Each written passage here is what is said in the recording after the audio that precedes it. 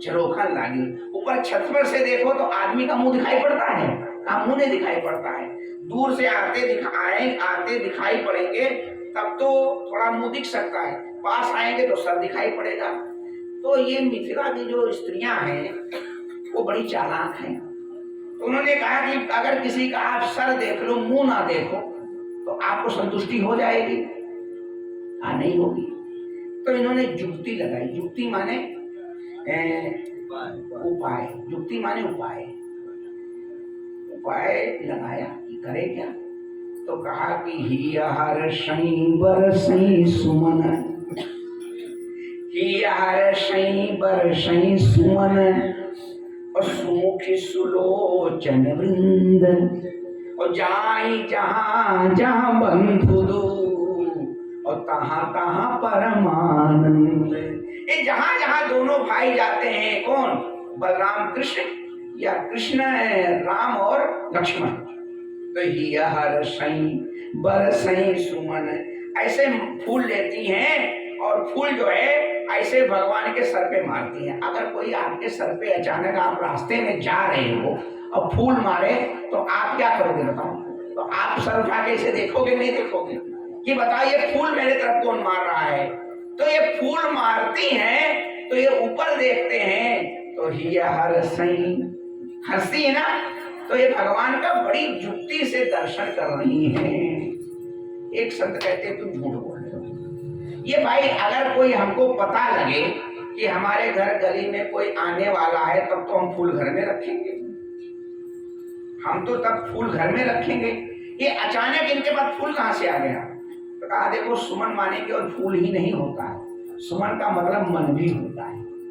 सुष्ठुर सुष्ठुर मना सुमना, यानी जो सुंदर मन है उसी का वर्णन कर रहे हैं। और भगवान जो है क्रिया को नहीं देखते हैं, भगवान पदार्थ को नहीं देखते हैं, भगवान तो मन को देखते हैं। तो ही हर्षै बरसै सुमन और सुमुखी सुलोचन वृंद और जाई जहां जहां बंधु दो तहां तहां परमानंद।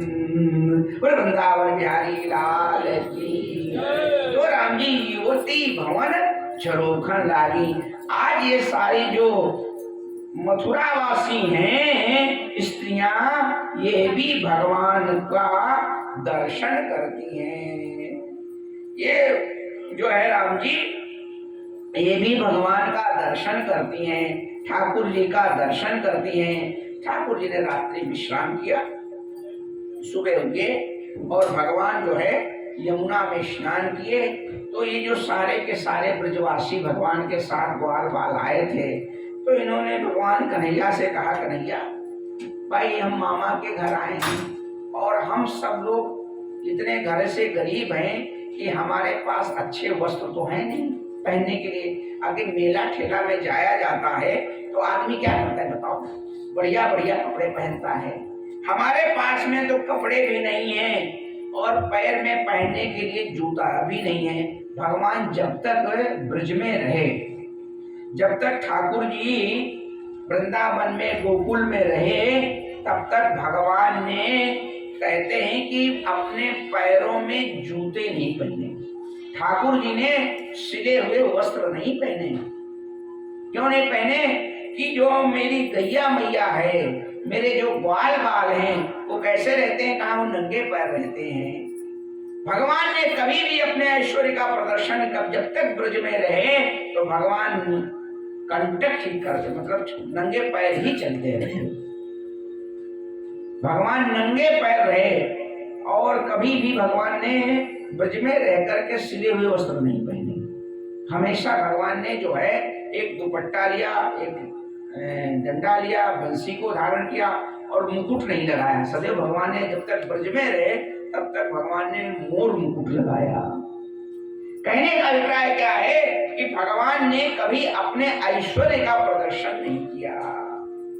आज ये जो इनके साथी हैं, ग्वाल बाल हैं, भगवान से कहते हैं कि आप मामा के घर में आ गए हो, हम लोग मेला देखने चल रहे हैं, तो कन्हैया कुछ ऐसा जुगाड़ कर कि हमारे पास भी अच्छे अच्छे कपड़े हो जाएं, नहीं तो मामा के यहाँ लोग क्या कहेंगे कि कन्हैया के जितने मित्र आए हो सारे जैसे के तैसे हैं।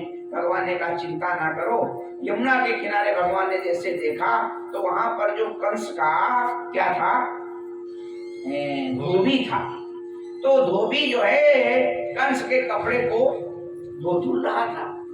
तो भगवान ने कहा कि भाई मामा के घर में कहीं जाओ, मामा के गांव में जाओ तो सब क्या लगेंगे, मामा ही लगेंगे। कोई मामा लगेगा, कोई नाना लगेगा। और मामा के यहाँ जाने के बाद में जो भांजा होता है उसको किसी को भी मामा बोलने में, कोई चीज मांगने में संकोच नहीं होता है। भगवान ने इसी भावना से कहा मामा, तो कहा मैं तुम्हारा मामा लगता हूँ, तुम नहीं मुझको जानते हो, मैं महाराजा अधिराज कंस का जो है सबसे प्रिय धोबी हूँ। तो कहा हाँ ये तो मैं जान रहा हूँ मेरे मामा। तो मामा क्या भाई लगता है यार, वो लगता है, वो मेरा मामा ही हुआ जा करके। तो कहा बताओ, उसने बड़ी टेढ़ी नजर से कहा बताओ क्या काम है। तो कहा कि यदि आप चाहते हो तो ये जो मेरे इष्ट मित्र हैं, सहयोगी हैं, साथी हैं, इनको आप जो है कपड़े, उसने बड़े अपशब्द कहे। भगवान ने कहा जय सीताराम, एक तमाचा लगाया, वो जय जय सीताराम हो गया। और जितने भी कपड़े थे वो कहा खूब अपने हिसाब से आप लोग पहनो। जैसे भगवान ने जब विभीषण जी ने लंका में राम जी ने विजय प्राप्त कर ली ना, तो बड़ा वस्त्र आभूषण लेकर के आए और उन्होंने कहा कि ये आप वानरों में बांट दो। तो भगवान ने कहा इसे बांटेंगे कब तक हम, ऐसा करो कि तुम आसमान में जाकर के इनको छोड़ दो, ये अपनी अपनी इच्छा के अनुसार में उनको स्वीकार कर देंगे। ठीक इसी प्रकार से भगवान ने उस धोबी को समाप्त किया। उसका नाम सुदामा था, सुदामा नाम से धोबी को समाप्त कर दिया। और भगवान ने कहा कि ये कपड़े पहन लो। अब वो कपड़े किसके थे, वो बड़े बड़े राक्षसों के कपड़े थे, बड़े बड़े लोगों के कपड़े थे। अब ये बेचारे ब्रजवासी बड़े सीधे साधे, तो उन्होंने जो है कपड़ों में जहां पर हाथ डालना था वहां पैर डाल दिया। किसी ने पैर भी डाला तो वो इतना इतना लंबे लंबे, कन्हैया देखो मैं कैसे लग रहे हैं। अरे कहा पूरे जोकड़ लग रहे हैं वो कपड़े पहनने के बाद में। यानी कि उन कपड़ों के पहनने की प्रतिक्रिया का भी उनको ज्ञान नहीं था।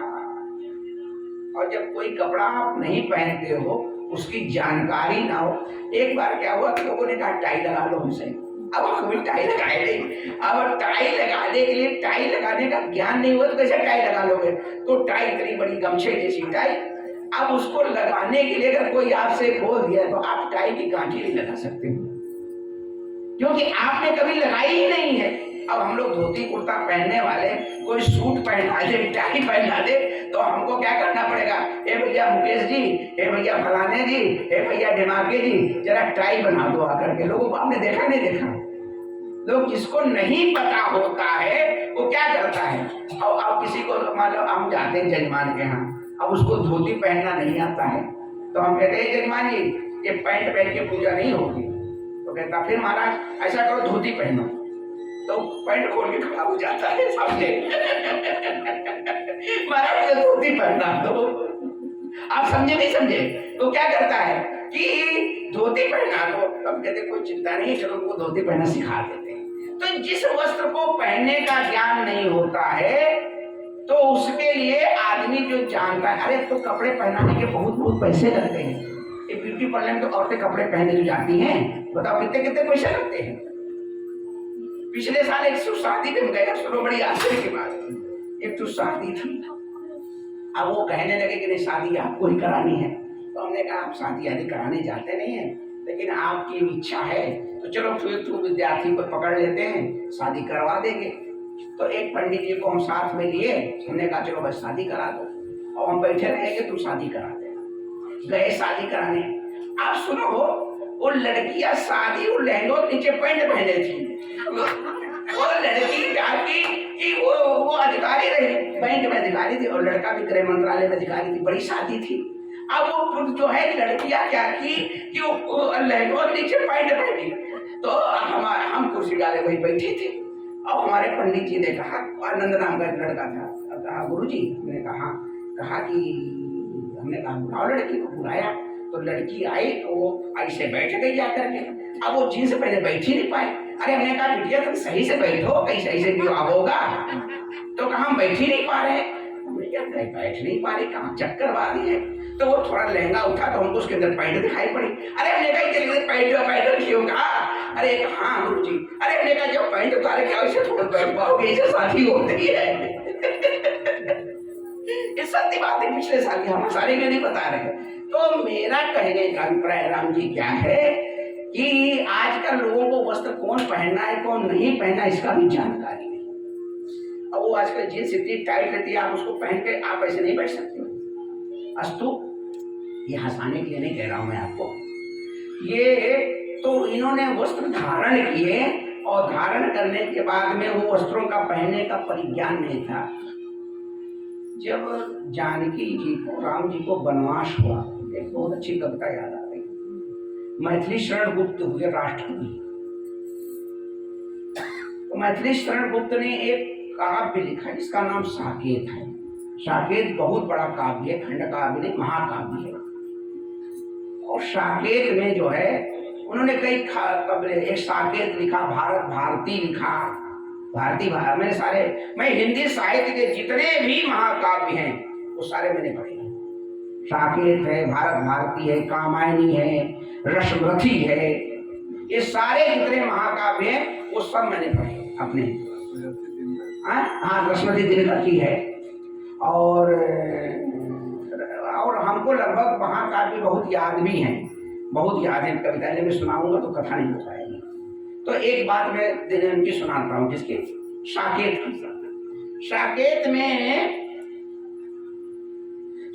में क्या बता रहा था मैं आपको। साकेत में जो है मैथिली शरण गुप्त लिखते हैं कि जब भगवान को वनवास हुआ, तो भगवान को जब वनवास हुआ जाकर के, तो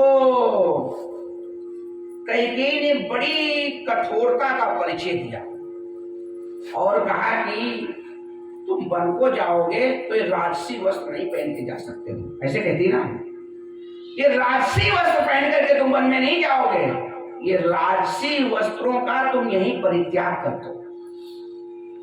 और कहा कि बलकर वस्त्र पहन करके आपको वन में जाना पड़ेगा। देखो कठोरता, देखो वहां पर की। तो भगवान राम ने क्या किया कि वही माता के सामने अपने राजसी जो वस्त्र थे उनका परित्याग कर दिया। अब जानकी जी तो सबके समाज के सामने तो वस्त्र नहीं बदल सकती हैं।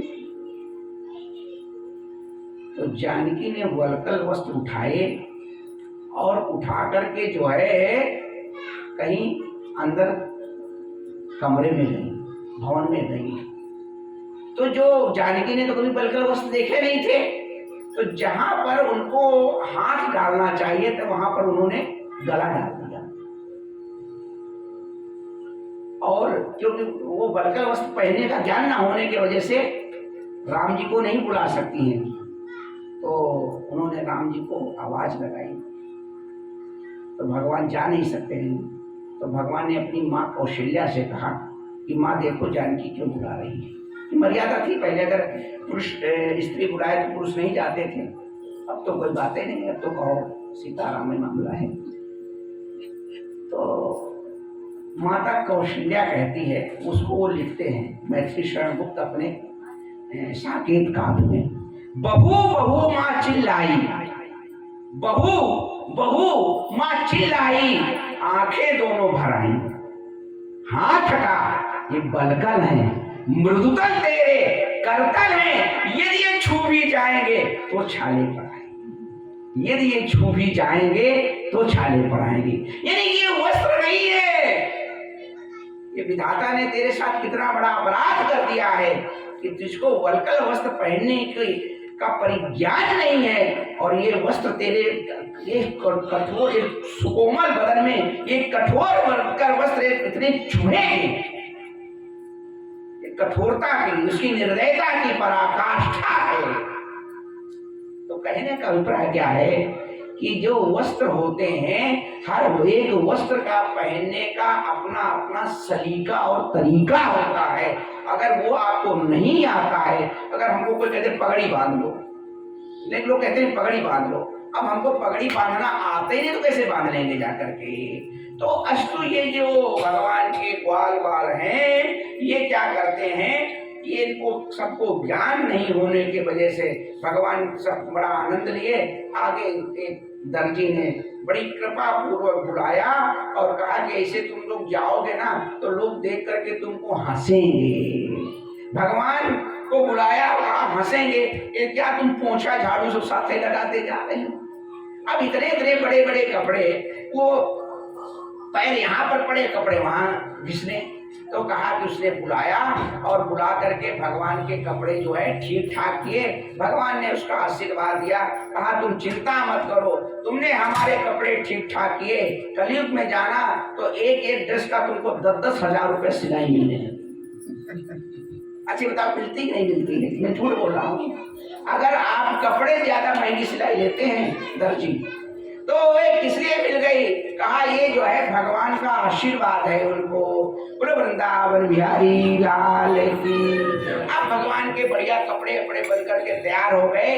तो भगवान अगर कपड़े अपड़े बन करके सब बढ़िया ठीक से आप तैयार हो जाओ और मस्तक पर चंदन ना लगे, अगर मस्तक पर चंदन, आज आपने चंदन नहीं लगाया जजमान जी, तो कहा अगर चंदन ना लगे तो क्या होता है, तो मस्ता बड़ा सूना लगता है। स्त्री को, सौभाग्यशाली स्त्री के अगर बिंदी सिंदूर ना लगे तो कहा कि वो भी एकदम सूना लगता है। इसलिए हमेशा जो है चंदन लगा कर रखो, मस्ते को कभी सूना ना लगो। अगर ब्राह्मण बिना चंदन के दिखाई पड़ जाए तो उसको देखने से अपराध है।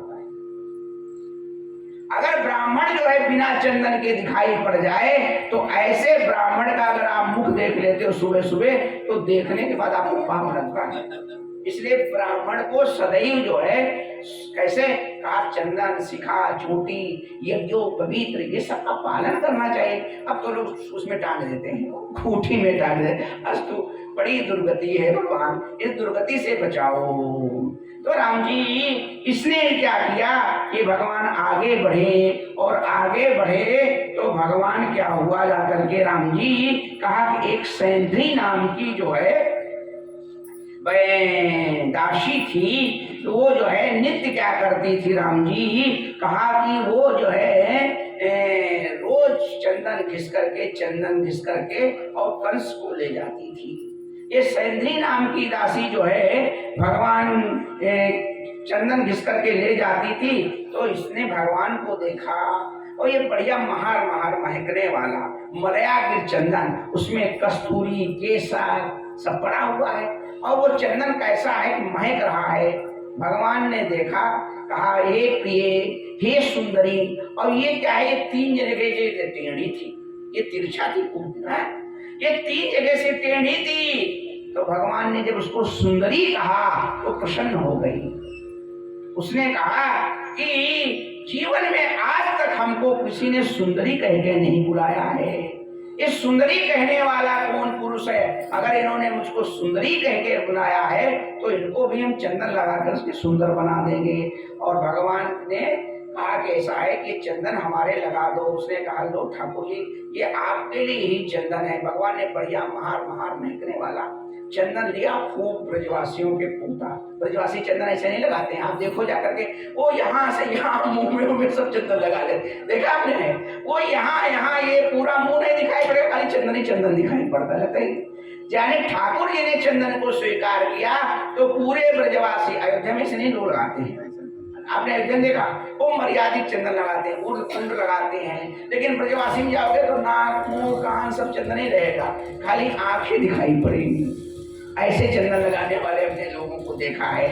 अब ठाकुर जी को चंदन लगाया तो ठाकुर जी ने कहा तुमने मेरी सेवा की है। भगवान ने क्या किया कि उसके अंगूठे में अपना अंगूठा लगा दिया, पैर का अंगूठा लगाया और उसकी ठुड्डी में ऐसे हाथ लगाया और धीरे से ऐसे ठोकर लगाई, वो वास्तव में सुंदरी बन गई। बोलो वृंदावन बिहारी लाल की जय। दास्याहं सुंदरम कंस्या सम्मानम विक्रमः, कहा कि मैं कंस की सम्मानित दासी हूँ, मेरा नाम सैंद्री है। इस प्रकार से भगवान से कह करके और उसने भगवान ने उसका कल्याण कर दिया। अब तो भगवान आगे बढ़े। आगे जब भगवान बढ़े तो अनेक प्रकार की लीलाओं को करते रहते हैं। आज पूजा को भी आगे करने के बाद करेण वामेन शरीर मुद्यम साज्यम कृत्वा, यानी कि भगवान ने करेण वामेन, बाएं हाथ से खाली लगा दिया, बाएं हाथ से इसे ठोड़ी में लगाया और वो कुब्जा का जो वो था टेढ़ा मेढ़ा पर था, वो सारा का सारा समाप्त हो गया। आगे भगवान गए जहाँ पर धनुष रखा था, एक दंडम मर्दम, और जैसे कहा कि मस्त वाला हाथी आता है और ईख को काट करके तोड़ के फेंक देता है, भगवान ऐसे गए और बाएं हाथ से उठा करके उस धनुष को भगवान ने क्या किया, तोड़ दिया। बोलो वृंदावन बिहारी लाल की। अब कंस को ये पता लगा कि वो भगवान शिव का धनुष टूट गया है, क्योंकि भगवान ने वरदान दिया था कि जो इस धनुष को तोड़ेगा वो तुमको छोड़ेगा नहीं। अब कंस को पता लगा तो कंस ने चाणूक, मुष्टि, जो उसके बड़े बड़े राक्षस थे, उसको उसने कहा कि तुम भगवान को किसी भी प्रकार से मार करके समाप्त कर दो। अब ये बड़े बड़े राक्षस आए, भगवान से कहने लगे कि हे कन्हैया, तुमने क्या राक्षसों में, तुम मेरे साथ मल युद्ध करो, द्वंद्व युद्ध करो। और भगवान ने क्या कहा कि तो सबसे पहले जो है एक कुबलया पीर नाम का हाथी था, मतवाला हाथी था, उसको छोड़ा गया। भगवान ने उसको जय सिया राम कर दिया। इस प्रकार से जब आगे बढ़े तो कौन आया, कहा मुष्टिक आया, चारूण आया और बड़े बड़े पहलवान आए। तो भगवान ने उनको सबको जो है मार करके किनारे कर दिया। अंत में जो ये जब चारूण आया तो चारूण ये भगवान का कंस का सेनापति था, सेनापति था। तो उसने कहा कि तुम मेरे साथ मल युद्ध करो। तो भगवान ने कहा अपनी शकल को देखो ना करके, तुम इतने बड़े मोटे मुस्टंडे हो और मैं छोटा सा हूँ, तुम मेरे मामा लगते हो, ये बताओ ये कहाँ का न्याय है। तो वो क्या कहता है, सुनो, कहता है तुम देखने में केवल छोटे हो, केवल आप देखने में सोते हो, तुम तो बलवानों में भी बलवान हो, ना बालो ना किशोरस, तुम ना बाल हो और ना किशोर हो, तुम छोटे नहीं हो। कहा तुम तो जो है इसे समरसेबिल होता है ना, देखने में छोटा रहता है लेकिन जमीन के नीचे कितना रहता है। कहा तुम समरसेबिल हो। राम जी, ना बालो ना किशोरस तुम बलश्चा बलिनाम्बरा, तुम ना बाल हो न किशोर हो, तुम बलवानों में भी बलवान हो। लीले भेव हतो तेना सहस्रम दुष्टा, तुमने बड़े बड़े राक्षसों को मार दिया है लीला कर करके, अब तुम मेरे साथ में द्वंद्व युद्ध करो। मच्छर चला गया, मच्छर उठने कोई बात नहीं, उसके को हड्डी होती है। बोलो वृंदावन बिहारी लाल की। तो राम जी हो गया, लौका निकल गया। अगर कहीं गले में चला जाए मच्छर तब बड़ी आफत हो जाती है। जला है कोई बात नहीं, आप कितना जलाओगे। आपके कान में मधुमक्खी घुस गई, बाप रे बाप, वो छक्का तो नहीं लगाई। वृंदावन बिहारी लाल की। तो राम जी, कभी कभी मच्छर गले में घुस जाता तो बड़ा कष्ट देता है। ये तो ऊपर ही था, हमने जैसे चारों मुष्टि को मारा ना भगवान, ऐसे हमने सीधा कर दिया। ये मच्छर जो है बड़े खतरनाक होते हैं और इनका जो संकल्प है बड़ा खतरनाक है कि हम खून ही पिएंगे। तो आप देखो कितना बड़ा संकल्प है कि मैं पानी नहीं पी सकता हूँ, मैं जब तक जिंदा रहूंगा तब तक खून ही पीऊंगा, लेकिन भगवान उसकी खून की व्यवस्था करते हैं। अगर दाल चावल रोटी खाए तो सब खिलाए, एक जो डेंगू फैला ना, ये मच्छर से ही फैला, समझे। तो इसका क्या, वायरस बहुत खतरनाक है। वो बेचारे पंडित जी हमारे साथ आए थे, बताओ 3 दिन तक रहे और उनको डेंगू हो गया, तो क्या किया जाए। तो राम जी, ना बालो न किशोरस्तुम वलश्चावलिनाम्बरः लील एवो हतो तेना सहस्रा दुख सत्वम तुमने बहुतों को मार दिया है और तुमने बड़ा माखन मिश्री खाया है, तुम्हारे अंदर बड़ा बल है। जो लोगों को ये बुद्धि में घुस जाता है कि अगर हम सात्विक रहेंगे तो हमको बल नहीं आएगा, इसलिए सब भक्षा भक्ष खाते हैं, नहीं खाते हैं। तो कहा ये भक्षा भक्ष खाने वाले कभी सात्विक जो है ताकतवर नहीं हो सकते हैं, वो तो खाली जो है मन का अपना विकार शांत करते हैं। जो सात्विकपन में ताकत और बल है, बुद्धि है, वो किसी चीज में है नहीं, ये खाली कहने का लोगों का अपने मन का भ्रम है। अंदरूनी ताकत तो कैसे आती है? कहा अंदरूनी ताकत तो साधना उपासना और सात्विक जितने आप रहोगे उतने ही आएगी। भगवान ने इनको भी जय जय सीताराम कर दिया। आगे भगवान बढ़े, ये कंस को पता लगा तो कंस घबरा गया कि अब वो जान गया कि अब मैं बचने वाला नहीं हूँ। अनेक प्रकार के कंस ने उपाय किए, लेकिन उसका एक भी उपाय भगवान के सामने नहीं चला। भगवान कूदे और कंस सिंहासन पे बैठा था, तो भगवान जैसे कूदे तो कंस का जो केश था उस केस को ही उन्होंने पकड़ लिया। केस को क्यों पकड़ा? कि देखो तुमने देवकी के केस पकड़े थे, जब आकाशवाणी हुई थी ना तो उसने कहा तो केस देवकी को पकड़े थे, तो भगवान ने केस पकड़े और उसको जो है उससे सिंहासन से गिरा दिया और वहीं पर जय जय सीताराम हो गया। बोलो वृंदावन बिहारी लाल की जय। आइए 2 बार कीर्तन करें, फिर आगे की चर्चा करते हैं। कंस मर गया ना, 7:30 बज गया, आधा घंटा बचा है, आधा घंटे बड़ी कथा होती है, लेकिन चलो चिंता न करो, कराएंगे। गोविंद जय जय गोपाल जय जय, गोविंद जय जय गोपाल जय जय। बहुत बढ़िया भजन सुना दो बाबू। आप कीर्तन करा रहे हैं। भजन सुना। बोले कृष्ण कन्हैया लाल की, भक्तवत्सल भगवान की, कंस मर्दन भगवान की। कंस भगवान की जय बोल रहे हो? चलो सुनाओ। कंस मर्दन भगवान, अच्छी ओ हम जाने कंस भगवान की जय बोल रहे थे। कंस को मारने वाले भगवान श्री कृष्ण की चलो जय। चलो चलो। क्योंकि देवता लोग जय जयकार करने लगे जब कंस जैसा असुर मरा। हाँ सुना। बोले कृष्ण कन्हैया लाल की। आइए 2 बार भगवान नाम संकीर्तन, तत्पश्चात भगवान की मंगलमय कथा।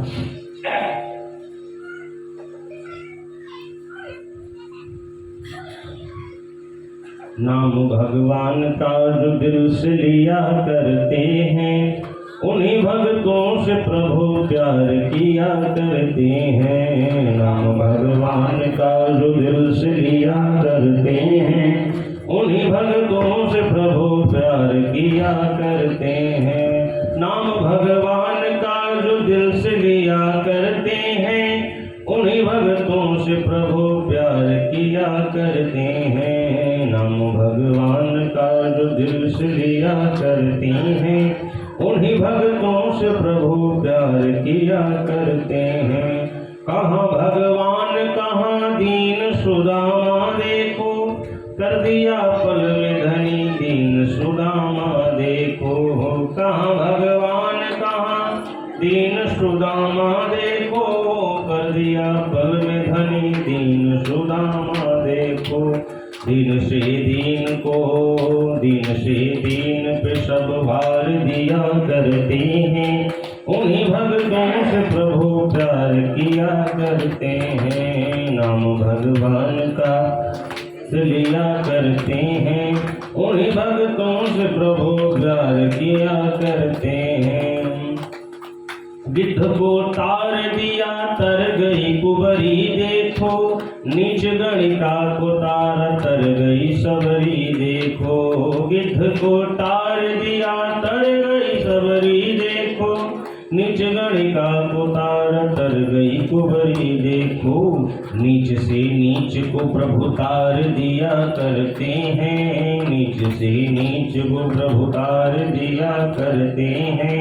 उन्हीं भक्तों से प्रभु प्यार किया करते हैं। नाम भगवान का दिल से लिया करते हैं।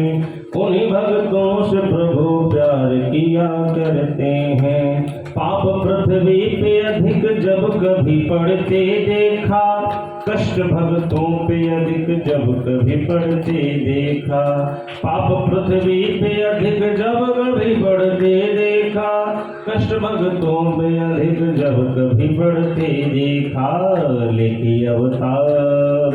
लेके अवतार दुख उतार दिया करते हैं। लेके अवतार दुख उतार दिया करते हैं। उन्हीं भक्तों से प्रभु प्यार किया करते हैं। नाम भगवान का जो दिल से लिया करते हैं। उन्हीं भक्तों से प्रभु प्यार किया करते हैं। बोले कृष्ण कन्हैया लाल की। तो भगवान ने जो है कंस का उद्धार कर दिया। भगवान मारते नहीं हैं, भगवान क्या करते हैं? मारते हैं, उद्धार करते हैं। तो भगवान ने जो है, भगवान भक्तों का ही उद्धार नहीं करते हैं, भगवान राक्षसों का भी उद्धार करते हैं। भगवान ने उद्धार किया और भगवान ने जो कंस के अन्य भाई थे उनका भी भगवान ने, कंस के 4 और भाई थे, उनका भी उद्धार किया। कंस की 2 पत्नियां थीं, उनका क्या नाम है? अस्ति और प्राप्ति। ये जो अस्ति और प्राप्ति हैं, इन्होंने बड़ा करुणा क्रंदन किया और करुणा क्रंदन करने के बाद में ये जो है अपने पिता के घर चली गई। इधर तो कंस की लीला समाप्त हुई और भगवान ने जो अपने नाना हैं उग्रसेन जी को, उनको क्या किया? राजगद्दी पर बैठा दिया। राजगद्दी पर गोविंद ने बैठा दिया। आज जो है राजगद्दी पर बैठा करके उग्रसेन जी को अपने जो है माता पिता और सबको भगवान ने आकर के प्रणाम किया। क्योंकि भगवान भी शिक्षा देते हैं कि यदि आप जो अपने श्रेष्ठ लोगों को प्रणाम करोगे तो आपको आयु वृद्धि हो जाएगी। अभिवादनशीलस्य, जो अभिवादन नित्य करता है, अभिवादनशीलस्य नित्यो वृद्धो विषेया चत्वारि तस्य वर्धन्ति। क्या क्या? आयु, विद्या, यशो और बल। उसको यश में वृद्धि होती है, उसके बल में वृद्धि होती है। भगवान ने जो है अब सबको प्रणाम किया और आप लोगों को भी अपने घर में जो छोटी छोटी बच्चे हैं उनको संस्कार देना चाहिए। उनको टाटा बाय हेलो ना सिखाओ, उनको प्रणाम करना सिखाओ। कथा सुनने का मतलब है कि उनको भी आप संस्कारवान बनाओ।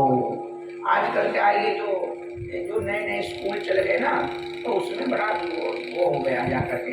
लेकिन बच्चों को ये आदत डालो कि स्कूल जाए तो घर भर को प्रणाम करके जाए, नित्य सूर्य अर्घ दें, हनुमान चालीसा सिखाओ। तो उनके अंदर संस्कार जब आएंगे तो वो संस्कार आपको भी अच्छे लगेंगे, अगर कोई बाहर से आएगा तो उसको भी अच्छे लगेंगे और उनका भी विकास होगा, उनका भी विकास होगा जाकर के। राम जी, इस प्रकार से बच्चों को संस्कार के अनुशासन में यदि बांध कर रखोगे तो बच्चा आपके हाथ में रहेगा। अगर अनुशासनहीन हो जाएगा तो फिर सीताराम हो जाएगा। इसलिए बच्चों को संस्कार के अनुशासन में अनुशासित रखना ही चाहिए। राम जी, तो भगवान ने क्या किया कि प्रणाम किया, आशीर्वाद लिया और बड़ी इसके बाद में आज भगवान कहते हैं 11 वर्ष 56 दिन के हो गए हैं। कितने? 11 वर्ष 56 दिन के कन्हैया हो गए हैं, लेकिन आज तक इन्होंने अपने माता पिता को नहीं देखा था। आज देवकी जी जब के पास में भगवान गए तो देवकी जी ने अपने लाला को जो है गले से लगा लिया और माता ने अपने वात्सल्य के आंचल में अपने दोनों बच्चों को छुपा लिया। इस प्रकार से जो है सारे जो ब्रजवासी आए थे वो ब्रज को वापस भगवान भेज दिए। कैसा है कि अब जाकर के तुम लोग ब्रज में रहो, कुछ दिन हम जो है अपनी माँ के साथ में रह करके और फिर बहुत शीघ्र ही जो है आएंगे। तो ब्रजवासी ने कहा कन्हैया कि हम बहुत शीघ्र नहीं समझते, हमको ठीक भाषा बता दो, तुम आओ नहीं आओ। तो भगवान ने कहा कि मैं परसों आ जाऊंगा। भगवान ने क्या कहा कि कि हम परसों आ जाएंगे। अरे परसों कभी आता है? परसों कभी आता नहीं। भगवान ने कहा कि हम परसों आ जाएंगे, परसों को बिताई दियो परसों। तो भगवान जो है कहा हम परसों आ गए। अब ये सारे के सारे जो भगवान के इष्ट मित्र थे, नंद बाबा थे, वो बड़े उदास होकर के जैसे कहा कि जो है बने फिरे बनिक जी मूड़ी गंवाई। हाँ, ये चौपाई तो है।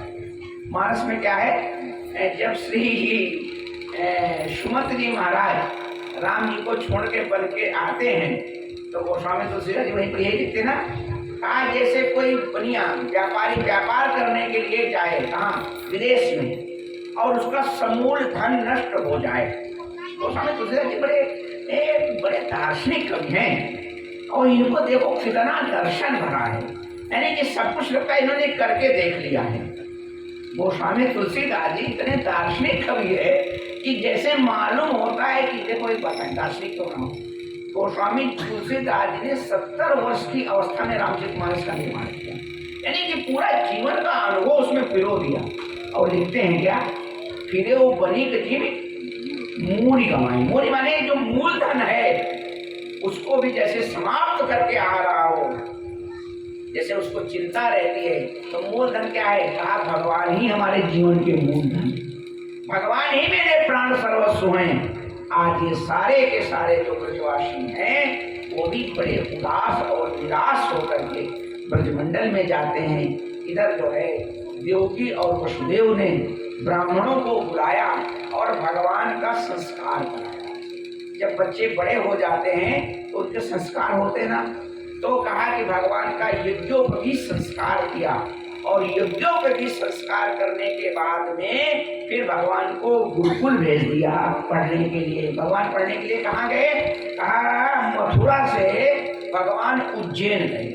उज्जैन महाकालेश्वर की नगरी है ना, वहाँ संदीपनी जी का आश्रम था, वहाँ पर भगवान गए। संदीपनी के आश्रम में जाकर के भगवान ने शिक्षा ग्रहण की, और शिक्षा ग्रहण करके भगवान गए वहाँ पर सुदामा नाम के से मित्रता हुई।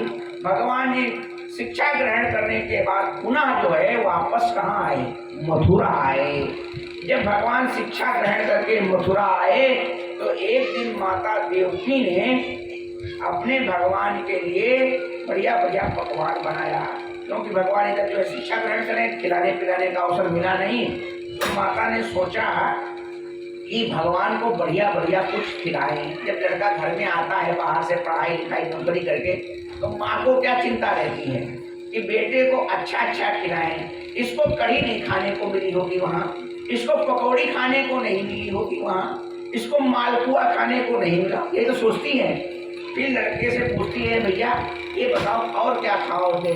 तो माँ को हमेशा जो है बच्चे के खाने की चिंता रहती है, बच्चा कहीं भूखा तो नहीं है, इसको ये चीज पसंद आती, इसको बना के खिला देते हैं। अनेक प्रकार के पकवान जो है। अब माता देवकी को तो पता नहीं थी भगवान को क्या क्या पसंद है, तो अपनी बुद्धि लगा करके इन्होंने खूब कचौड़ी पकौड़ी खीर सब कुछ बनाया, और बनाने के बाद में एक अच्छे से थाल में सजा करके भगवान के कक्ष में गई। और जैसे भगवान के कक्ष में वो थाली रखी तो भगवान भोजन नहीं किए, भगवान उठ करके रोने लगे। अब माता बड़ी चक्कर में पड़ गई कि ऐसा कौन सा अपराध हो गया हमसे कि भगवान ने थाली देखी और थाली को देखने के भगवान रोने लगे।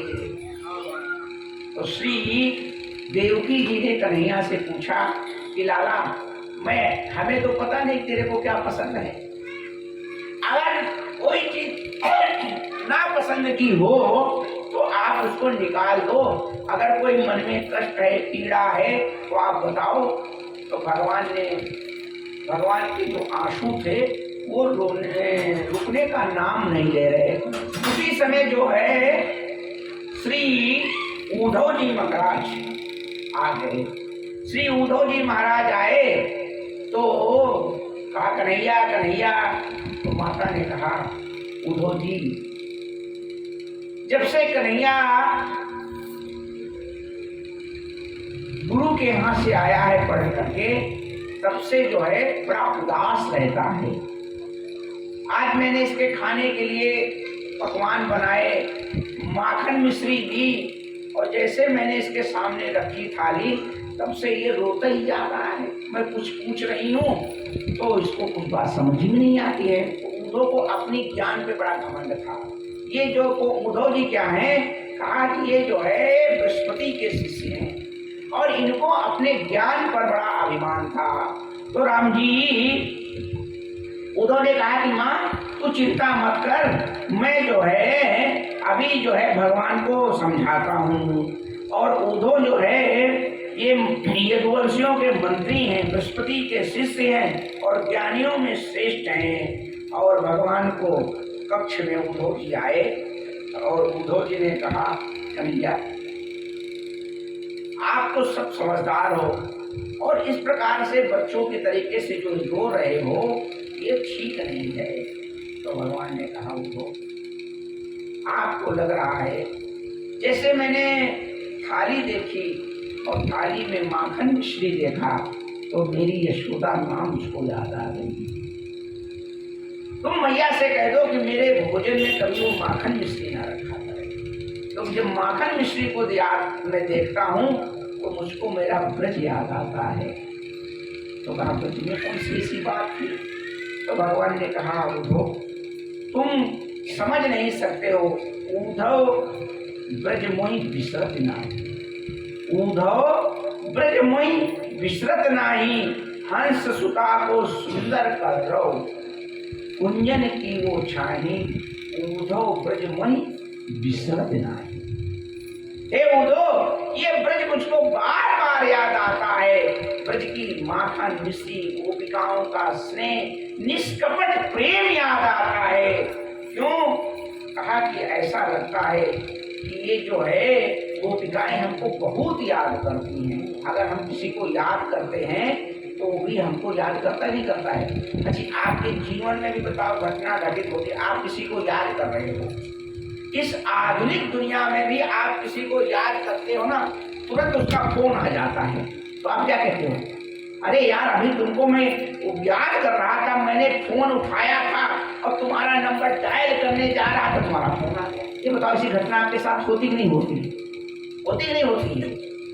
तो इसका मतलब क्या है? इसका ठीक से मतलब यही है, इसके पीछे साइकोलॉजी है, दर्शन है कि जिसको हम याद करते हैं वह भी हमको याद करता है। गीता में श्लोक है, क्या श्लोक है? ये यथा मां प्रवर्तते है, एकदम सही है।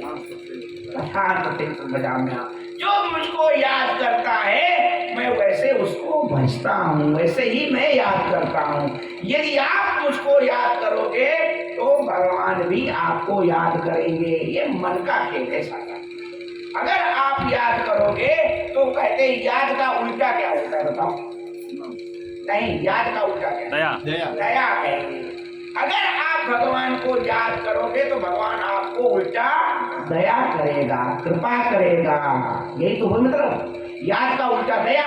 तो भगवान अगर इधर से आपने याद किया तो उसने याद किया तो इसको दया करेगा, करुणा करेगा, वात्सल्य बरसाएगा।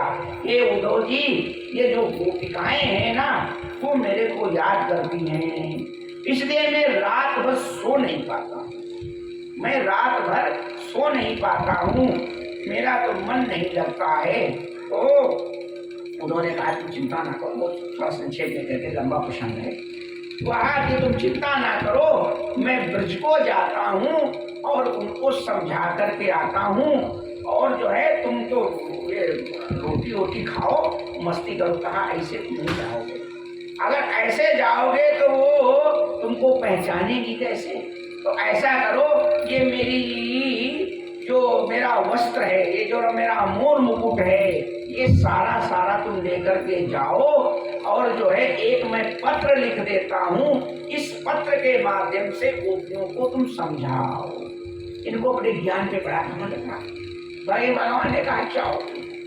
अब उद्धव भगवान का रथ लिए, वस्त्र लिए, और वो जो है प्रेम पत्र लिए, और उद्धव जो है अपने ज्ञान के उसमें जो है आए। मथुरा से चले वृंदावन आए, तो वृंदावन आकर के पूछने लगे लोगों से, ब्रजवासियों से, हे भैया कि नंद बाबा का महल किधर पड़ेगा। तो ब्रजवासियों ने कहा उद्धव ये जो जल की धारा तुम्हें दिखाई पड़ रही है, कहा ये जो जल की धारा आपको दिखाई पड़ रही है, जो पानी आ रहा नाली जैसा, इसको पकड़ लो और ये जहां जाकर के समाप्त हो जाए वही नंद बाबा का महल है। ये जल की धारा में ये जो जल बह रहा है ये जल नहीं है, ये नंद और बाबा के आंसू हैं।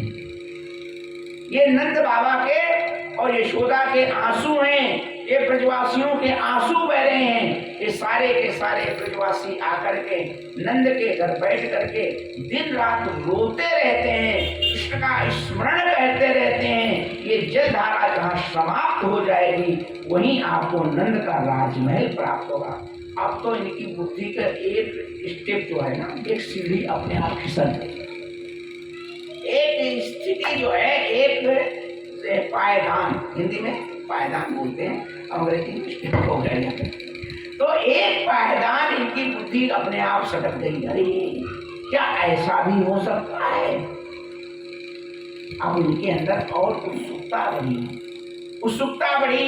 धीरे धीरे ये जब गए तो इन्होंने वही दृश्य देखा कि सारे ब्रजमंडल के गोपियां बैठ करके और वहां पर जो है सब अश्रुपात कर रहे थे, कन्हैया को स्मरण कर रहे थे। इन्होंने कहा कि हम यशोदा से मिलना चाहते हैं।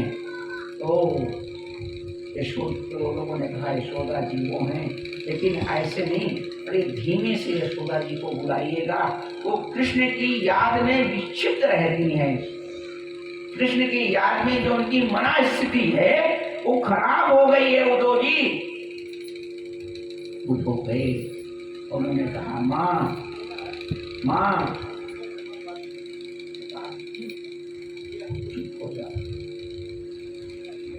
मत चिल्लाओ, मेरा कन्हैया भी, तो मैंने भी उसको सुलाया है। अगर तुम ज्यादा आवाज करोगे तो मेरा लाला जल जाएगा। अब उन्होंने कहा कन्हैया को तो मैं मथुरा में छोड़ करके आया था और माता कह रही कि मैंने अभी इसको सुलाया है। वास्तव में जो ब्रजवासियों का प्रेम है वो अकथनीय है। अब इनकी दूसरी ज्ञान की धारा और किनारे हो गई। माँ हमें कन्हैया दिखाओ। माना एक झूले में, एक पल्ले में कपड़े का बना करके उसके ऊपर चादर डाल रखी थी और जैसे कि अरे हमें लगता कन्हैया उठ के कहीं चला गया है, अभी तो सो रहा था। इस प्रकार से जब वातावरण देखा तो उद्धव की बुद्धि खत्म हो गई। इसके बाद में उद्धव ने श्री राधा जी के विषय में पूछा, गोपिकाओं के विषय में पूछा और उद्धव जी राधा जी से भी मिलते हैं, गोपिकाओं से मिलते हैं। गोपिकाएं कहती हैं कि हे श्याम जी, हे उद्धव जी, मेरे कन्हैया ने मेरे लिए क्या संदेश भेजा है। तो उद्धव कहते हैं देखो मैं एक पत्र लेकर आया हूँ और उस पत्र को जैसे सुना तो पत्र की उसमें क्या लिखा था किसी को पढ़ने का अवसर नहीं है। हमको लिखोगा, हमको लिखोगा, हमको लिखोगा। वो पत्र को छीनी और पत्र को छीनने में उन्होंने फाड़ करके सीताराम कर दिया। बोलो वृंदावन बिहारी लाल। यानी कि पत्र पढ़ना तो दूर, भगवान कृष्ण ने पत्र लिखा है, हमको लिखोगा, हमको लिखोगा, यानी पत्र ही फट के समाप्त हो गया। पत्र में क्या लिखा है पता नहीं चला। फिर उन्होंने बहुत कुछ समझाने की चेष्टा की और कहा कि तुम कृष्ण को याद मत करो, तुम तो अपना खा पी करके शयन किया करो और उसमें तुमको कृष्ण स्वप्न में ही दिखाई पड़ेगा। कहा उद्धव तुम पागल हो गए, स्वप्न किसको आता है ये बता दो, स्वप्न किसको आता है। कहा जो सोता है। जब से कृष्ण गए हैं तब से ये निद्रा हमारी बैरी हो गई है, तब से हमको नींद ही नहीं आती है। स्वप्ने पश्यन्ति या कांता, जो स्वप्न में भी अपने प्रीतम का दर्शन कर लेती हैं वो स्त्री भाग्यशाली है। जो अपने स्वप्न में भी अपने प्रीतम का स्मरण कर लेती है वो स्त्री भाग्यशाली है। स्वप्ने पश्यन्ति आकांता धन्यस्ता सखीयोषिता। जिसको स्वप्न आता है सखी वो स्त्री धन्य है। अस्माकं तु गते कांता। हमारे तो प्रीतम भी चले गए हैं और तब से जब से मेरे प्रीतम गए हैं गता निद्रा भी वैरिणी। ये निद्रा भी तब से हमारी शत्रु हो गई है, यानी कि हमको नींद नहीं आती है उद्धव जी। अब उद्धव जी ने कहा रे बाप रे बाप, ये तो बड़ी अद्भुत लीला है। कन्हैया कितना निष्ठुर है, कितनी बड़ी प्रेम की परिभाषा को छोड़ करके मथुरा चला गया। अब इनका जो बुद्धि थी, जो ज्ञान था, वो भी हवा हो गया। अब तो ये अभी तक ज्ञानी बनकर के आए थे, अब ये स्वयं भगवान को ही दोषी देने लगे। कन्हैया बड़ा गड़बड़ किया, कन्हैया को तो ऐसा नहीं करना चाहिए था। इनकी बुद्धि ठिकाने लग गई और इन्होंने यहाँ पर जो है ब्रह्म ज्ञान का उपदेश करने की बड़ी चेष्टाएं की। और कन्हैया को कहा कि रे तुम कहाँ चक्कर में पड़ी हो, तुम कहाँ चक्कर में पड़ी हो, किसके चक्कर में पड़ी हो। हे सखियों, तुम तो जो है निर्गुण निर्विकार ब्रह्म की उपासना करो। तो गोपिकाओं ने कहा उद्धव से, हे उद्धव ये बताओ शरीर में मन कितने होते हैं, मन कितने होते हैं। तो कहा मन तो एक ही होता है। मन जब एक होता है तो जो मन मेरा है, मेरे पास 10-20 तो मन है नहीं। एक मन जो था वो तो गोविंद के साथ चला गया। उद्धव मन न भये 10-20, एक हुतो सो गयो श्याम संग को राधे।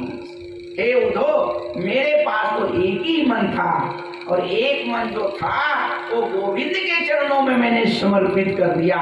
अब तुम क्या कहते हो कि मैं किस मन से जो है गोविंद की दूसरे की उपासना करूं। एक बताएं आपको, भगवान सब कुछ बर्दाश्त करते हैं, ठाकुर जी सब कुछ बर्दाश्त कर सकते हैं, लेकिन ठाकुर जी व्यभिचारी भक्ति नहीं बर्दाश्त करते हैं।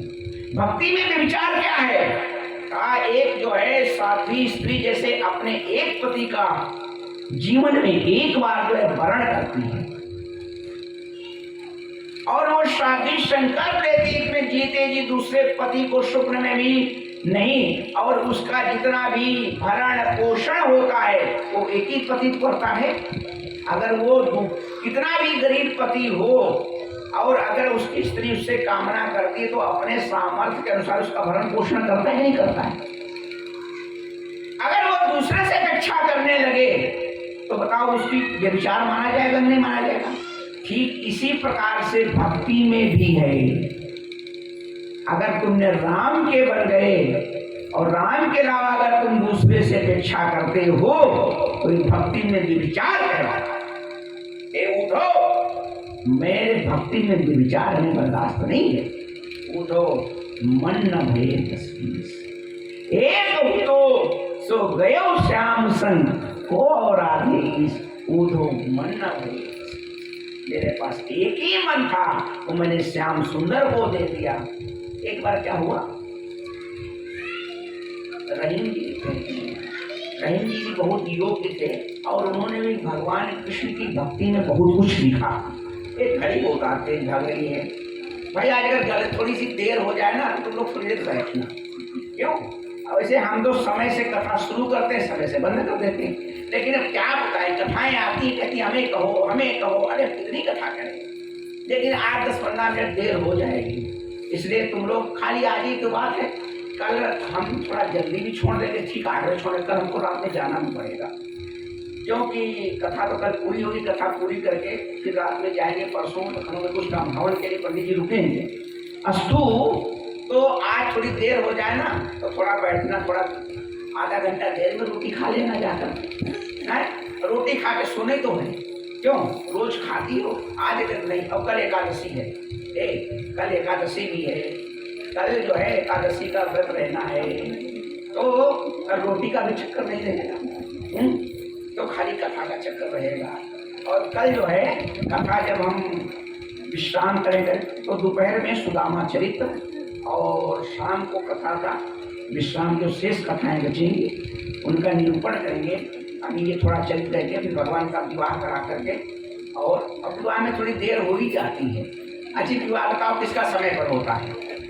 किसी का विवाह समय पर हुआ है तो कहा भगवान का कैसे समय पर हो जाएगा? तो थोड़ी बहुत देर हो जाए ना तो थोड़ा आज बैठो, ठीक बैठोगी ना, कोई भगेगा तो नहीं, नहीं तो हमें कितनी देर लगेगी, हम तो 1 मिनट में करा देंगे। लेकिन अगर बैठोगे तो थोड़ी कथा का आनंद भी मिलेगा जा करके। तो मैं कहे क्या रहा था, मैं खुद भूल गया। आइए 2 बार कीर्तन करो, फिर देखते हैं कहते क्या हम कह रहे, भूल गए। चलो याद आ गया, बोलो बोलो बोलो बोलो, याद आ गया क्या? बोलो हमको याद आ गया हो तो आप बोले। बोलो बोल सीता रामचंद्र भगवान की गोविंद गाले गोपाल गाले, गोविंद गाले गोपाल गाले, गोविंद गाले गोपाल गाले, गोविंद गाले गोपाल गाले। अपने जीवन की नैया पार लगा ले, पार लगा ले, गोविंद गाले गोपाल गाले। अपने जीवन की नैया पार लगा ले, पार लगा ले, गोविंद गाले गोपाल गाले। संग में ना जाएंगे महल अटाले, महल अटाले, संग में ना जाएंगे महल अटाले, महल अटाले।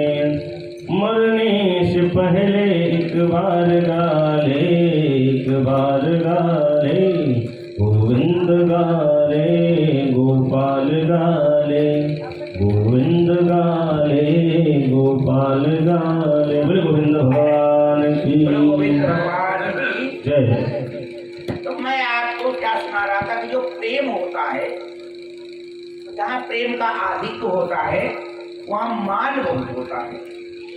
तो एक बार क्या हुआ कि एक सखी जो है राधा जी के बालों की चोटी बना रही थी। तो चोटी को क्या बोलते हैं? बीड़ी भी बोलते हैं, बीड़ी। तो और चोटी बना रही थी, बाल में कंघी कर रही थी, तो राधा जी को ज्ञान दे रही थी। क्या? कन्हैया बड़ा निष्ठुर है, तुम खाली उसके प्रेम में पागल बनी रहती हो, और वो दुनिया भर के भाव खाता रहता है।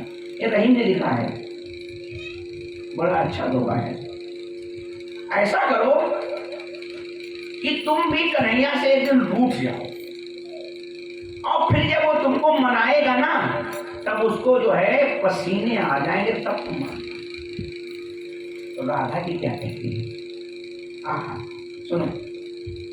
सखी सिखावत मान विधि, कैसे मान विधि माने रूठना सिखा रही राधा जी को, कि तुम कन्हैया से बहुत स्नेह करती हो, लेकिन तुमको जो है रूठना नहीं आता, इसलिए तुम्हारी इज्जत कम हो रही है। तो सखी सिखावती मान विधि, और बेड़ी गूथती बाल, बालों की क्या कर रही है? चोटी बना रही है। तो राधा जी क्या कहती है? पगली हो क्या तुम?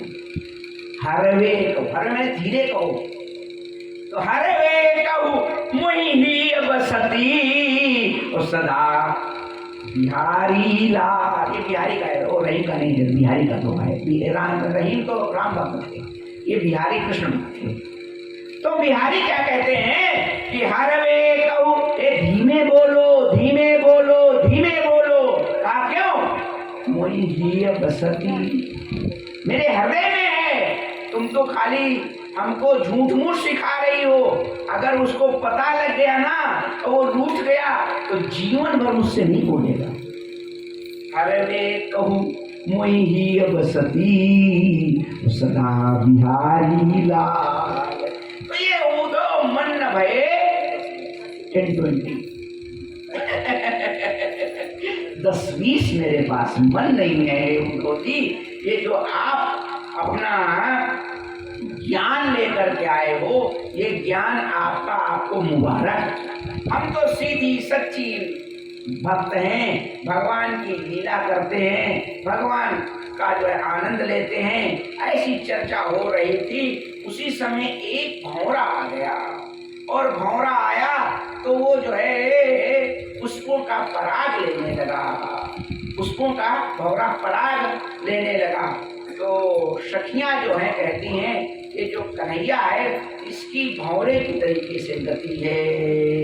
मधुपकृत बंधो मां स्पृहांगी शपत्न्या, कहा कि जैसे भंवरा क्या करता है कि पुष्पों का रस ले लेता है और उनको जो है रसहीन कर देता है, इसी प्रकार से हे उद्धव जी कन्हैया ने क्या किया कि हमारा प्रेम का रसपान कर लिया और हमको मरने के लिए इस प्रकार से छोड़ करके चला गया। एक कन्हैया बड़ा निष्ठुर है। परिचित तव कथम तदपाद्म पद्मम है पीवत हेता उत्तम श्लोक जल पे, यह भी बहुत कपटी है। ऐसे तुम्हारे मित्र ने भी मेरे साथ में अनेक प्रकार से कपट किया है और ऐसे कपटी से हम बात नहीं करना चाहते हैं। इस प्रकार से गोपियां क्या करती हैं कि उलाहना देती हैं भगवान को उलाहना देती हैं और जाकर के तुम कह देना कि हम उनके प्रेम में यहीं मरेंगे यहीं जिएंगे, अगर कन्हैया को आवश्यकता है तो मेरे पास आ जाए, मेरे को उनकी कोई आवश्यकता नहीं है।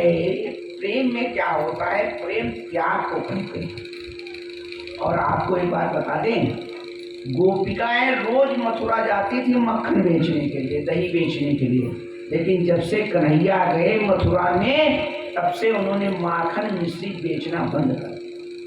क्यों कि अगर हम माखन बेचने जाएंगे तो कन्हैया को कष्ट होगा, वो हमको देखेगा तो हमें याद आएगी, हम अपने घर में तिल तिल करके जल करके उसकी याद में अपने को समाप्त कर देंगे, लेकिन हम उसके पास कभी कोई अपेक्षा लेकर के नहीं जाएंगे। जो प्रेम निरपेक्ष होता है उसमें अपेक्षा यदि आ गई तो वासना बन जाता है, वो प्रेम नहीं रह जाता है। जहाँ वासना है उसमें प्रेम नहीं होता है। देव प्रेम क्या है, कहा प्रेम तो एकदम पवित्र है, वो त्याग की प्रतिमूर्ति है, उसका नाम प्रेम है। हे उद्धव जी, इसलिए तुम जाकर के अपने कन्हैया से कह देना कि हमें उसकी कोई आवश्यकता नहीं है। ये हल्के पत्थर रखे कह रहे हैं।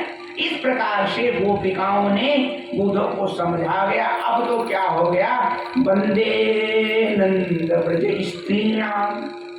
अब इन्होंने क्या किया, जहाँ गोपिकाएं बैठी थी उनका उन्होंने वंदन किया, ब्रज स्त्रियों को उन्होंने प्रणाम किया, सारा ज्ञान समाप्त हो गया। वंदे ब्रज स्त्रीणाम पादरेणुभिरीक्षिता यासाम हरिकथोदीतम पुनाति भुवनत्रयम्।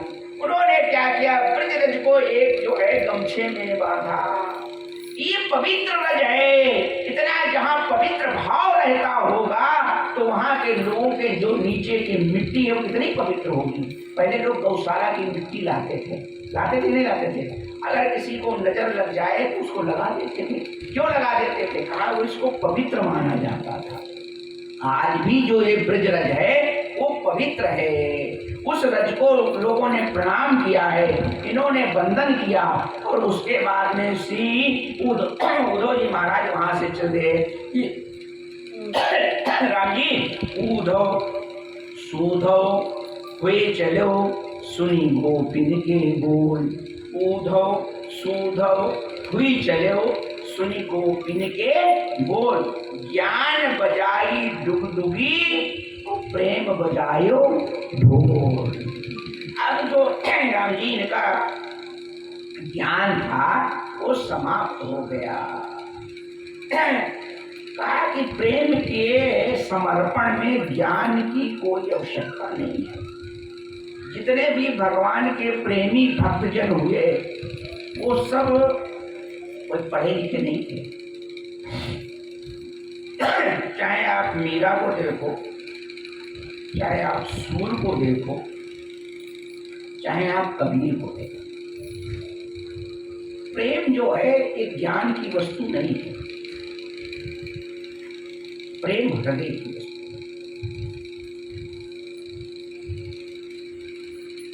दुनिया में अनेकों भाषाएं बोली जाती हैं और ऐसी ऐसी भाषाएं हैं जिनको हम समझ ही नहीं सकते हैं, लेकिन प्रेम की भाषा एक ऐसी है विश्व में जो आंखों से बोली जाती है और हृदय से समझी जाती है, और वो विश्व में कहीं भी आप जाओगे इसको मनुष्य ही नहीं, इसको पशु पक्षी भी समझता है। समझता है नहीं समझता है? इस बात को गोस्वामी तुलसीदास जी ने लिखा है, बताता लिखा है, याद है? मैं बताता हूँ। देखो याद आते हैं, कुछ याद करके बताए भूल जाते हैं। हित अनहित पशु पक्षी, हित अनहित पशु पक्षी, जो आंखों की भाषा होती है। आपका दूधमुहा बच्चा है, आपकी वाणी को नहीं समझता है, लेकिन आप आंख उठा करके देख लेते हो तो उसको पता लग जाता है कि मेरी माँ खुश है कि प्रसन्न है, कि दुलार करना चाहती है कि डांटना चाहती है। होता ही नहीं होता है। तो जो आपकी प्रेम की जो भाषा है उसका प्रवेश कहाँ से होता है? आंखों से होता है। उसकी स्वीकार्यता कहाँ होती है? वो हृदय में होती है। तो हृदय जो है कभी जो है ज्ञान नहीं चाहता है, वो तो समर्पण चाहता है। हृदय क्या चाहता है? कहा ज्ञान जो लगाता है, ज्ञान में अपराध की संभावना ज्यादा है। ज्ञानी आदमी खतरनाक हो सकता है, लेकिन हृदय लगाने वाला जो है वो खतरनाक नहीं। ये लोग मन की बात करते हैं ना, हम हृदय की बात करते हैं। जिस दिन मन की बात समाप्त होकर के हृदय की बात होने लगेगी ना, उस दिन विश्व बंधुत्व अपने आप स्थापित हो जाएगा। और जो भारतीय संस्कृति की पहचान है वो हृदय से पहचान है, भक्ति से पहचान है। ज्ञान तो हमारे सिद्धांत में है, लेकिन हमारी सहिष्णुता ज्ञान से नहीं है, हमारे हृदय से है। इसलिए हम कहते हैं सर्वे भवन्तु सुखिनः, सर्वे सन्तु निरामया, सर्वे भद्राणि पश्यन्तु मां कश्चित् दुर्भाग्यः। ज्ञानी नहीं बोल सकता है, ये तो हृदय ही बोल सकता है। तो वृंदावन बिहारी लाल की ये दर्शन में बोलता नहीं जाऊंगा, कथा में जाएगी। ये दर्शन जो है बहुत बोलना अच्छा नहीं है कथा में, कथा का रस खत्म हो जाता है। ये कथा की शैली, दर्शन भी ये वेदांत की शैली है। और दर्शन में घुसने के बाद में जो है फिर ज्ञान की कथा का रस समाप्त हो जाता है। इसलिए जो है राम जी क्या हो गया, मच्छर ने आगे कर दिया। बोलो वृंदावन बिहारी लाल की।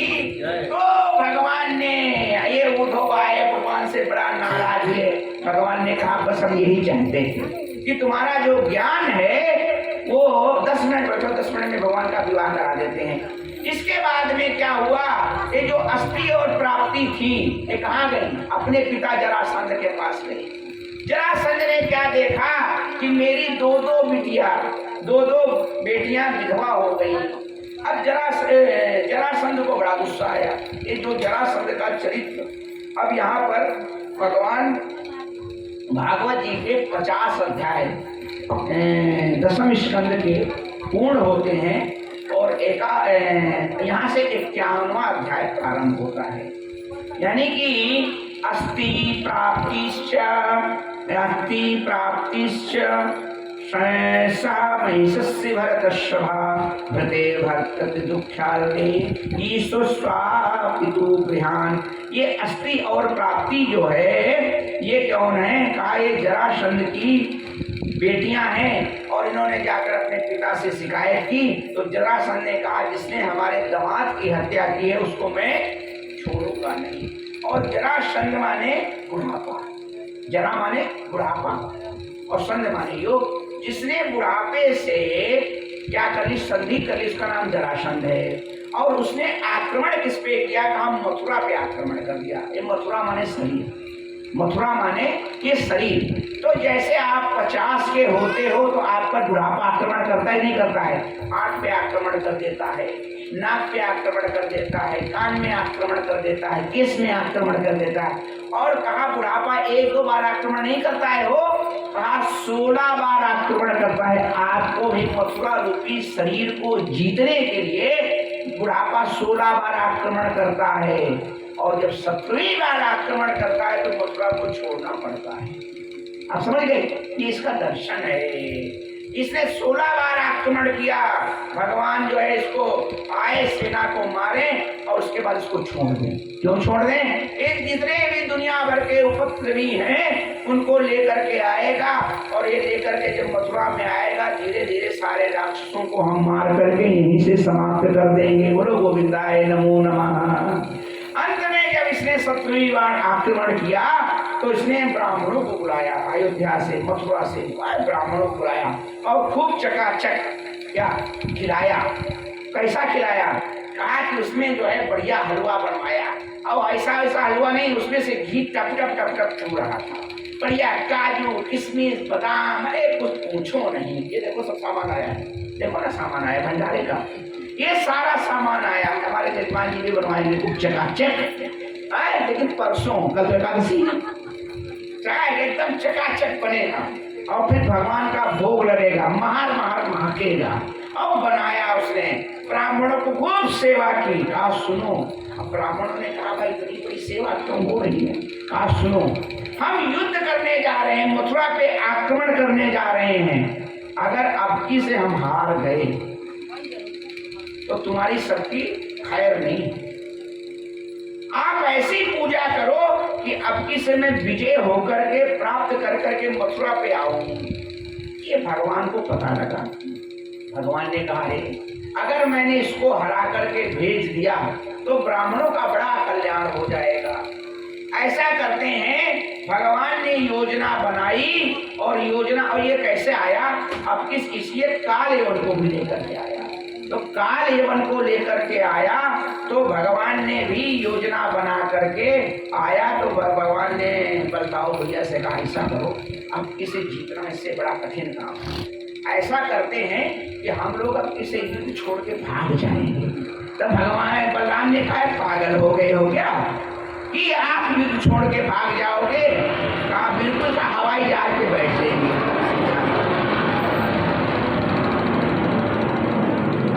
राम जी तो कहा कि क्या है? अरे कहा लोग तुमको रणछोर कहने लगेंगे। अरे कहा माखन चोर तो पहले से, भाई हमारा नाम माखन चोर तो पहले से, लोग रणछोर कहने लगेंगे, क्या हो गया? कहा ये आया, इसने आक्रमण किया, भगवान एक पर्वत पे चढ़ गए, और ये जो है इसने क्या किया, उस पर्वत के किनारे किनारे आग लगा दी। जरासंध ने उस पर्वत के किनारे किनारे आग लगा दी, और उसने मान लिया कि भगवान इसमें जल करके भस्म हो गए। बोलो गोविंद भगवान की। और भगवान क्या के उस पर्वत से समुद्र में कूद गए, विश्वकर्मा को आदेश किया, और उन्होंने एक सुंदर पुरी का निर्माण किया जिसका नाम द्वारिका है। और सारे मथुरा वासियों को भगवान ने अपनी योग माया के द्वारा द्वारिका में स्थापित कर दिया। अब ये सारे के सारे लोग जब उठे तो अब ये देख इनको दरवाजा खोजे नहीं मिले। तब कहते द्वारका द्वारका, दरवाजा किधर है, दरवाजा किधर है, द्वारका द्वारका, उसका नाम पड़ गया द्वारिका। बोलो द्वारिकाधीश भगवान की। और भगवान वहां के राजा है। द्वारिका दो हैं, एक द्वार खोलने, हाँ द्वारिका में एक भेंट द्वारिका, एक द्वारिका है। एक समुद्र पार करके जाना पड़ता है, एक समुद्र का ही जाना है। ठीक, मैंने 2-3 बार दर्शन किया, आप लोग भी जाओ दर्शन करके आओ। तो राम जी मैं क्या बोल रहा था कि अब भगवान हो गए द्वारिकाधीश भगवान की जय। हे महाराज, एक केवल लड़ाई झगड़े की कथा सुनाओगे कि कुछ विवाह की कथा भी सुनाओगे? श्री परीक्षित जी महाराज जी ने सुखदेव जी से कहा ये बताओ कि भगवान ने लड़ाई झगड़ा यही सब करते रहे कि भगवान ने कोई विवाह किया? कहा हाँ विवाह भगवान ने 1-2 नहीं किया, आप गिनती नहीं कर पाओगे। लाला ने कितने विवाह किया? ये जो धोती वगैरह रखी ना, जलपान से चढ़वा देना ले आओ। कहा इतने भगवान ने विवाह किए उसकी गिनती नहीं कर पाओगे, तो गिनती तो हम कल आपको कराएंगे। आइए एक आध भगवान के विवाह की चर्चा बहुत संक्षेप में, बहुत टाइम 8:15 बज गया है, आप लोग अपना घर पहुंच जाते थे। घर वाले भी कहते हैं कि दादी कब आएंगी, चाची कब आएंगी, प्रसाद कब लाएंगी, रोटी कब खाएंगे। अब ज़्यादा चिंता ना करो, आज देखो चकाचक प्रसाद बहुत ज़्यादा है, सब लेके जाना, खूब खिलाना है। तो आज कथा पति की थोड़ी ज़्यादा है। तो राम जी क्या हुआ जा करके कहा भाई विवाह का मतलब क्या होता है? आपको पता है विवाह का मतलब क्या होता है? पता है ना विवाह का मतलब होता है विशेषण वाहिते इत प्राप्ते विवाह। अच्छा बताओ विवाह सबका हुआ यहाँ पर जितने बैठे हैं? ऐसा कोई है जिसका विवाह नहीं हुआ है? क्यों मुकेश जी को छोड़ दो। यही एक पंडित है, हम इनको रोज पूछते 2 साल से कह रहे हैं भैया तो विवाह कर लो, कहते नहीं कहते। हम 2 साल से नोटिस कह रहे हैं भैया विवाह कर लो, इधर घर मकान सब बना लिया अयोध्या में, बढ़िया चकाचक है, कोई दिक्कत नहीं है। अब कहता हूँ विवाह एक कैसे करेगा? अरे दुनिया एक से करती है, अरे कोई खोज लो लड़की ना हो हम बता देते हैं। ये कहता नहीं हम करेंगे उसी से। हमने कहा भाई कोई बात नहीं, होगा मिल जाएगी। तो राम जी तो विवाह क्या होता है? राम जी कहा विशेषण वाहिते प्राप्ते विवाह। विवाह का मतलब होता है एक ऐसी जिम्मेदारी जिसको आप प्राप्त करने के बाद चाह करके भी नहीं छोड़ सको, उसका नाम विवाह है। और एक बात बता दें आपको, हम तो पूरे देश के विश्व में जाते हैं, तो देश भर में हमने क्या देखा है कि विवाह में एक ही जैसे बाजा बजते हैं सारे जगह। 3 प्रकार के बाजा विवाह में बजते हैं। आपने देखा है बाजा बजते विवाह में? वो कौन कौन होता है? एक तो वो गोल गोल होते हैं, ऐसे से बजाए जाते हैं, होते हैं ना, उसको क्या बोलते हैं आप हम नहीं जानते हैं। हमारे यहाँ उसको झुंझुना बोलते हैं। क्या बोलते हैं? झुंझुना बोलते हैं। ऐसे होता ही नहीं होता ऐसे ऐसे। और एक वो काली काली लकड़ी जैसी वो होती है, उसको क्या बोलते हैं आपके यहाँ? बोलो। कैसियो। हाँ कैसियो नहीं, वो लकड़ी जैसी लंबी लंबी काली काली सहनाई जैसी होती नहीं है, वो पपीरी बोलते हैं। आजकल कैसियो चल रहा है। अरे कैसियो शुरू हो रहा है, पहले ही चलता था कैसियो, तो अब ये डीजे फीजे वाले लेकर आ गए। लेकिन जो सही बाजा है वही बजता था, नहीं बजता था? बताओ आप, ये हमको झूठा साबित कर रहा है। इसका विवाह हुआ नहीं इसलिए झूठा साबित कर रहा है। एक बच्चा जब विवाह हो जाएगा तब ना झूठा साबित कर रहा है। आज वही तो तारे आजकल कैसियो चल रहा है, सहनाई नहीं। कोई बात नहीं, वो डीजे हो गया तो सहनाई पर डीजे चलने लगा। तो एक वो लंबी लंबी चलती है और उसके बाद में एक वो ड्रम जैसा होता है गोल गोल। तो उसको आप कभी ध्यान से सुनो तो विवाह क्या वो बाजा क्या संदेश देता है, वो जानते हो क्या बोलता है? तो ऐसे बजाता है, वो कहता है झंझट में फंसा, झंझट में फंसा, झंझट में फंसा। आप क्या लगा के सुना? तो कहता है झंझट में फंसा, झंझट में फंसा। तो पपीरी बोलती है कब तक के लिए, कब तक के लिए? तो धड़ाम से मारता है, कहता है हर दम के लिए। तो आप हमको ही फंसाना चाहते हैं? नहीं आपको नहीं। रहीमन ब्याही है, रहीमन ब्याही है, हुई सके तो ले बचाई, और पाँव बेरी परती है, ढोल बजाई बजाई। आप समझ गए ना कि पाँव में बेड़ी पड़ती है, उसके पड़ी में इसलिए बता रहा हमको ज्ञान बांट रहा है कि ये बचता है वो बचता है बच्चा। तो आप क्या चाहते हैं, जबरदस्ती बेड़ी डलवा दे? नहीं डलवाई देंगे तभी मानेंगे, चिंता न करो। तो कहते हैं कि भगवान कृष्ण बलराम का विवाह जो है किससे हुआ था? रेवत की कन्या नियुक्ति से पहले हो गया था। अब क्या हुआ राम जी कि भगवान का विवाह किसका हुआ जाकर? राजा आशीत भीष्म को नाम विदर्भ महाना तस्य पंचा भवन पुत्रा कन्नई काजा वरांगना। एक जो है भीष्मक नाम के राजा थे कुंदनपुर के एक राजा हैं जिनका नाम भीष्मक है, और उनके 5 पुत्र हैं, और सब 5 पुत्रों में से उनकी सबसे छोटी पुत्री है जिसका नाम रुक्मिणी है। ये रुक्मिणी क्या है? कहा कि ये जो है एक दिन राजा और क्या अरे कोई बात नहीं, अब विवाह में तुमको निमंत्रित किया गया होगा ना, कीड़ा आएंगे, बिच्छू आएंगे, सब तो आएंगे।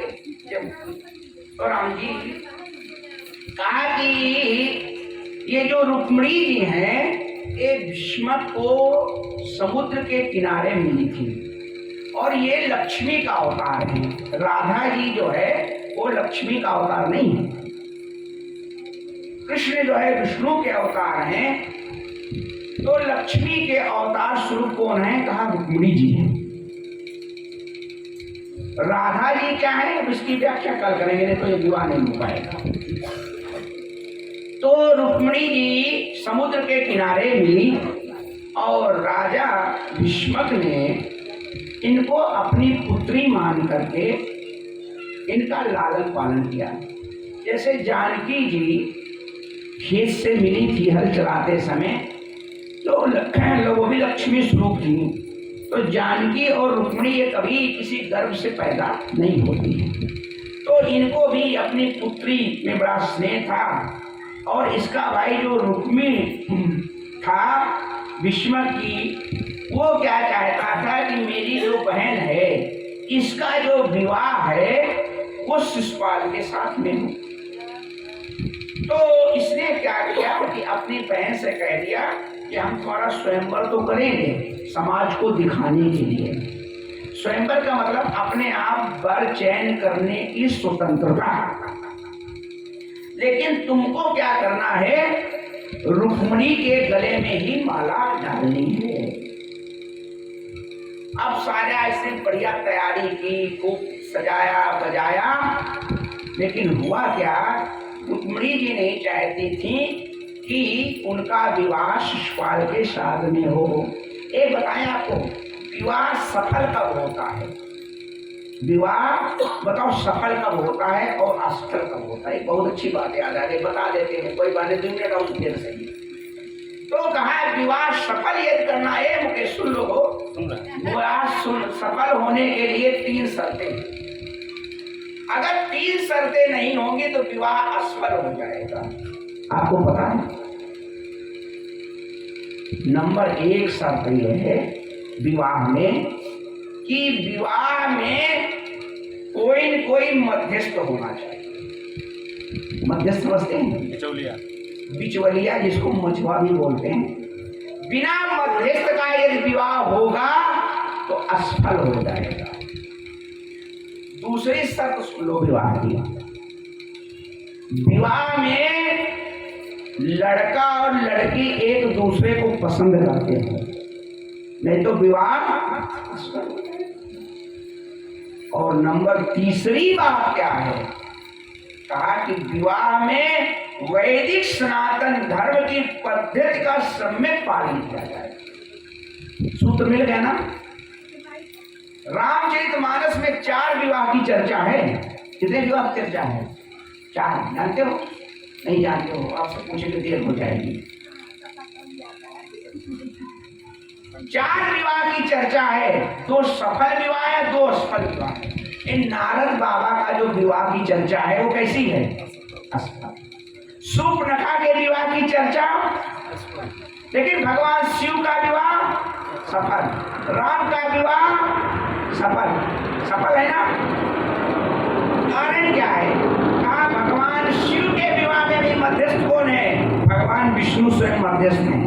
भगवान शिव पार्वती एक दूसरे को चाहते हैं और उनके में भी वेद धर्म की नीति का पालन किया गया ना। मुनि अनुशासन गणपति और पूजहु शंभु भवानी और पूज सुनि संशय करई जन सुर अनादि जिय जानी। तो अस्तु इन 3 प्रकार की। कुछ प्रश्न है क्या आपका? भाई सीताराम, आपका कोई प्रश्न है क्या? आप शिव जी का विवाह करा रहे थे तो एक लाइन शिव जी को हम सुनाना चाह रहे हैं। अच्छा अभी बात है, 2 मिनट कथा करें उसके बाद सुना दीजिए। एक लाइन। अच्छा एक लाइन सुना। हमें पर हाँ अरे सुना दे, सुना दे। सुना दे, सुना दे। जब विवाह में गए हैं तो सखियां क्या कह रही हैं? बैठने जा रहे थे पीढ़ा पर। बैठक रहला आथर पाथर, बैठे अइला पीढ़ा छक छैया भोला, छक छैया भोला। पहिरत रहला नीलक छाला, पहिरे न धोती छक छैया भोला। बोलिए शंकर भगवान की जय।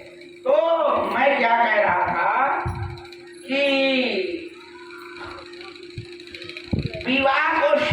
होने के लिए 3 शर्तें होती हैं।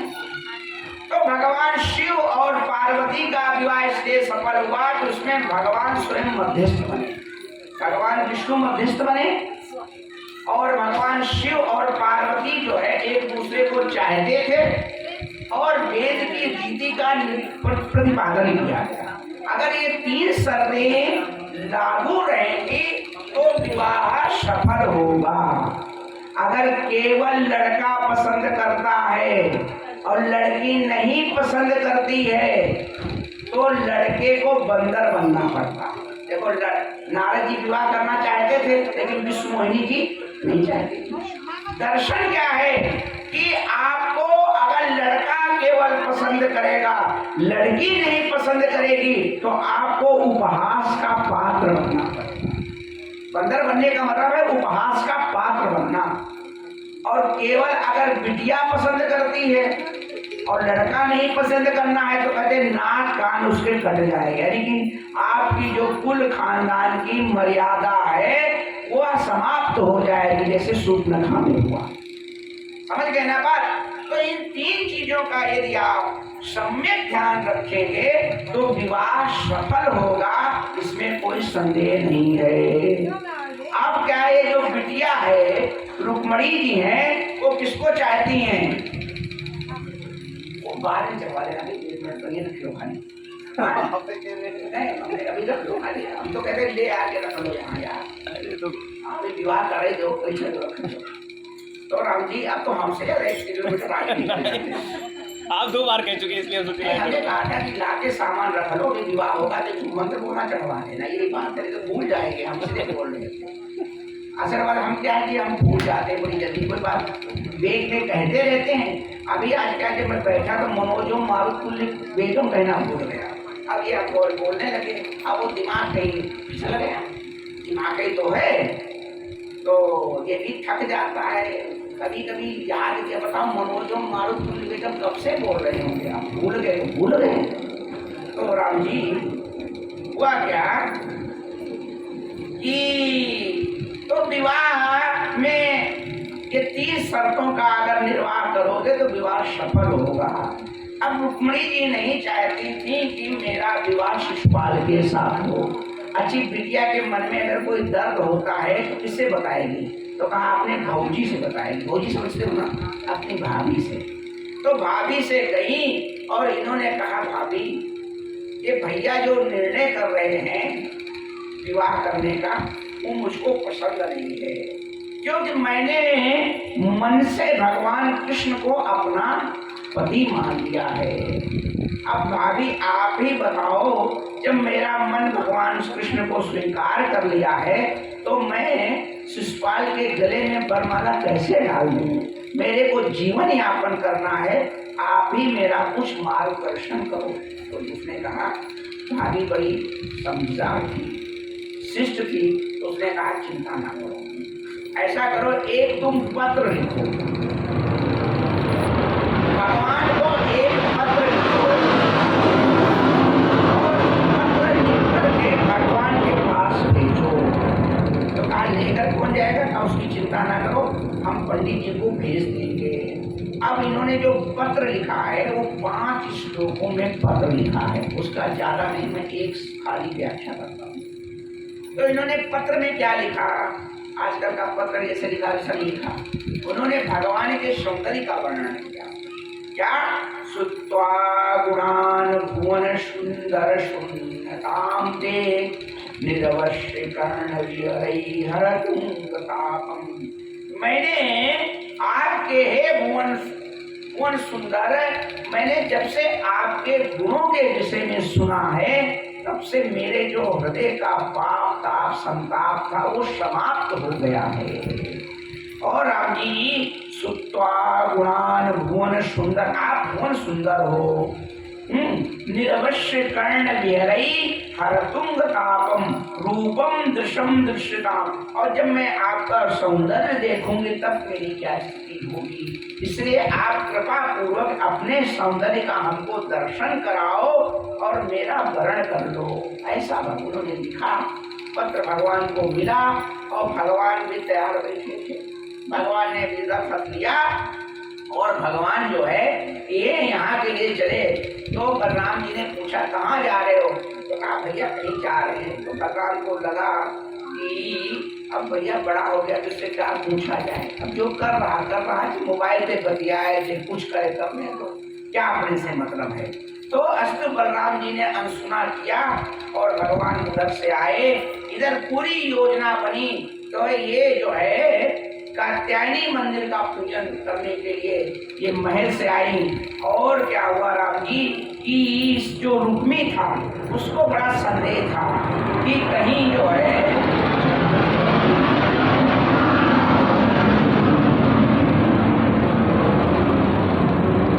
रुक्मी को बड़ा संदेह था क्या कि कहीं जो है इस स्वयंवर में भगवान न आ जाए।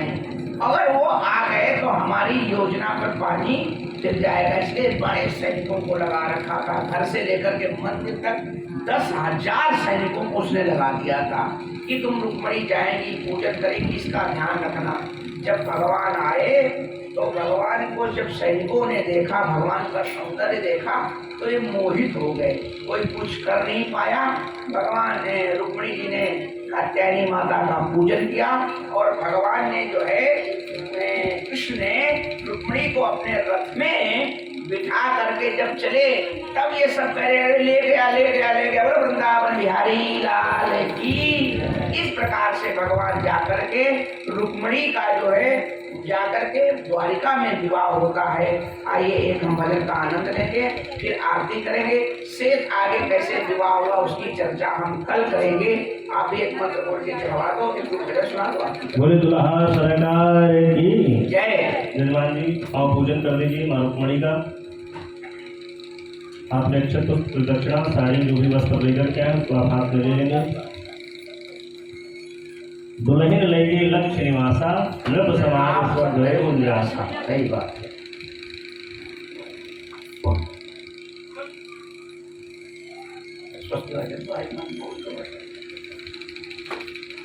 चलेंगे पूर्वोच्चारेन्द्र हनोर विशेषण विशिष्टायाम सुगुणतो गोत्रः। ले लीजिए माली हाथ में। बस उसी के ऊपर थोड़ा अक्षत डाल के उसको हाथ में लीजिए। हाँ जल्दी हाँ उसी अक्षत को ले लीजिए।